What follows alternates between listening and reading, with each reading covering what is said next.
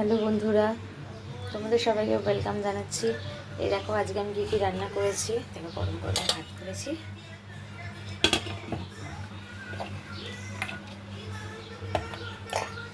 আর এটা উচ্ছে ভাজা করকরে করে, কারি জিরে ফোড়ন আর শুকনো লঙ্কা দিয়েছি।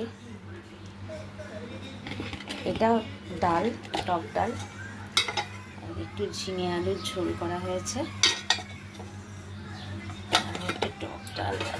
এই দেখো টক ডাল আম দিয়ে করেছি।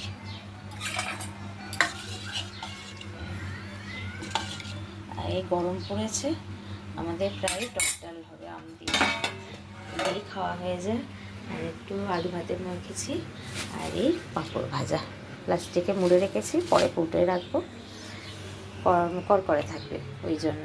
আর এটা আমার ননদ একটু পোস্ত পাঠিয়েছে, হয়ে যাবে আমার ছেলে, এই দিয়ে খাওয়া হয়ে যাবে।